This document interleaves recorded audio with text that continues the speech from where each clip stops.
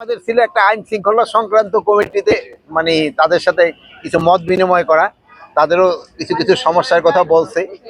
আর plus specially দুইটা জিনিসের উপরে বেশি আলোচনা হয়েছে, দুইটা নাতে। একটা হলো এই সামনে যে শারদীয় দুর্গা পূজা, এটার ব্যাপারে, আমাদের নেক্সট ইলেকশনের ব্যাপারে আলাপ হয়েছে। প্লাস আপনারা জানেন যে মাদকের প্রকোপটা কিন্তু অনেক বেড়ে গেছে, এটাকে কিভাবে আমরা কন্ট্রোল করা যায় এইগুলির ব্যাপারে। মাননীয় উপদেষ্টা সিদ্ধান্ত নিয়েছেন নাকি?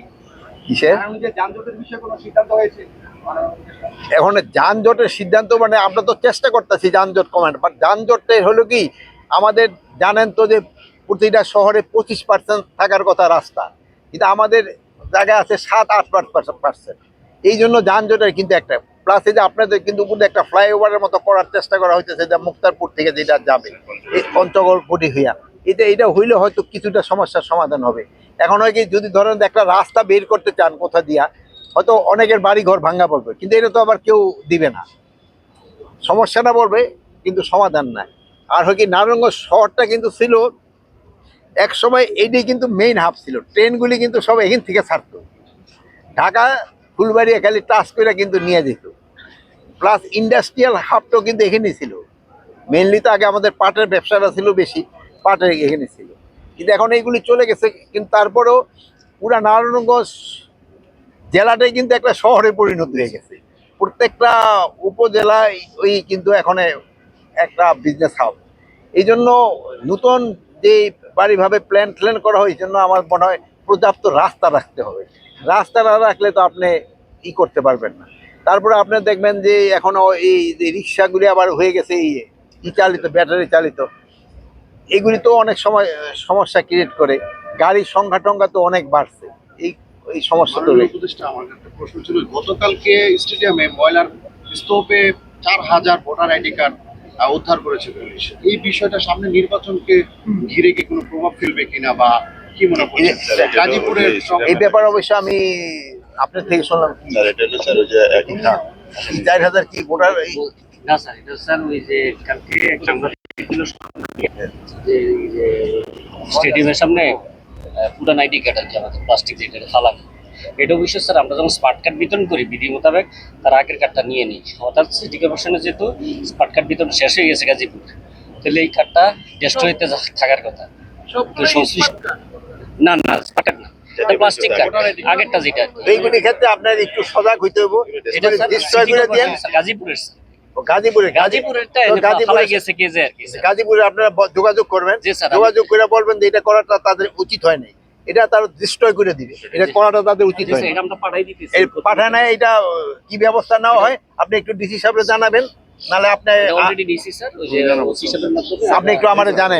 আমার নাম মোহাম্মদ খালেদ মুশাররফ, রাষ্ট্রীয় সম্পদ রক্ষায় আমি আমার দেশের জন্য কাজ করছি। বাংলাদেশ সেনাবাহিনীর অসংখ্য ইসিবি ব্যাটালিয়ন আমাকে সরাসরি সহযোগিতা করেছে রাষ্ট্রীয় সম্পদ রক্ষায়। তেমন একটা স্যার, শিবু মার্কেট থেকে পোস্ট অফিস পর্যন্ত এখানে তিতার গ্যাসের অনেক লিকেজ ছিল।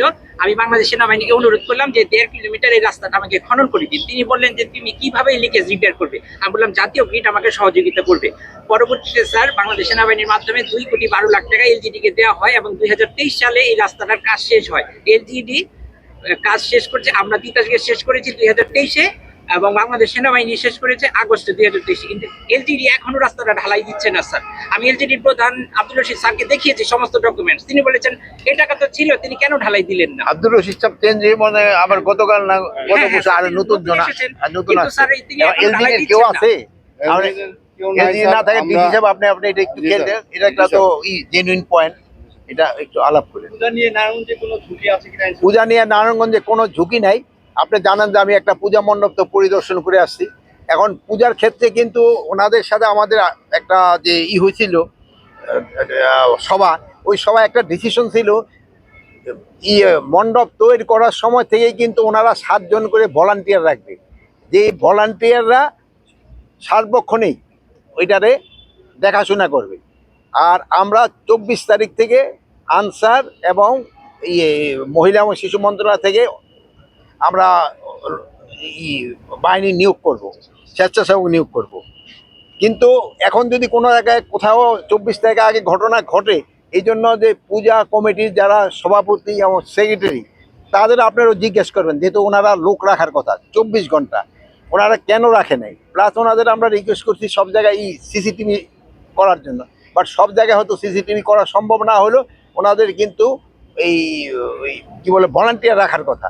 এখন কোথাও যদি কোনো রকমের ঘটনা ঘটলে আমরা পূজা কমিটির যে সভাপতি আমার সেই দিয়ে ওনারা কেন ভলান্টিয়ার রাখে নাই। আর প্লাস আমরা তো আমাদের এই 24 তারিখ থেকে আনসার নিয়োগ হচ্ছে, তারপরে মহিলা শিশুর থেকে ভলান্টিয়ার নিয়োগ হচ্ছে, তারপরে পুলিশের মোবাইল থাকবে, র্যাবের মোবাইল থাকবে, বিজিবির মোবাইল থাকবে, আর্মির মোবাইল থাকবে। আর 24 তারিখের আগে তাহলে কি আইনশৃঙ্খলা বাহিনী মাঠে থাকবে না? ওই যে এখন হলো মোবাইলগুলি থাকবে, আর ওই সময় স্ট্যাটিক থাকবে 24 তারিখের পরে, 24 থেকে একেবারে। আর এখন হলো মোবাইল টিমগুলি আছে, আর আর স্ট্যাটিক থাকবে হলো ওই আমাদের যে সেরা পূজা কমিটি তাদের থেকে ভলান্টিয়ার স্ট্যাটিক থাকবে। 5ই আগস্টের মৌসুমের অনেক মামলা গণমাধ্যম কমিটিও দেওয়া হয়েছে, মিথ্যা মামলা। এই মামলাগুলি মিথ্যা মামলাগুলি যেন তাড়াতাড়ি উঠে নেওয়া যায়, এই নজর আমরা কিন্তু আবার একটা নতুন কমিটি করে দিচ্ছি, এটা মনে হয় আপনারা পেয়ে গেছে। 173 এ তো অলরেডি বিভিন্ন জায়গায় এটা আমরা দিয়ে দিচ্ছি, যেমন যারা এই মিথ্যা মামলায় যেন কেউ হয়রানি না হয়, মিথ্যা মামলায় যেন কোনো রকমের হয়রানি নেই, এই জন্য বলা হয়েছে। এটা ক্ষেত্রে তোমরা কিন্তু সেটাও বলে দিবা। এই জন্য কিন্তু আমরা একসময় একটা চিঠিও লিখে দিছিলাম, বাট ওই চিঠি লেখার পরে আবার আপনার একজন আমগো লয়ার আবার একটা রিড করে দিছিল। এখন আমরা করতে পারি নাই, বাট আমরা মৌখিকভাবে জানাই দিছি যে যেন যে নির্দোষ যেন কোনো অবস্থায় হয়রানি না হয়। আচ্ছা, ভালো থাকেন। আচ্ছা, থ্যাংক ইউ।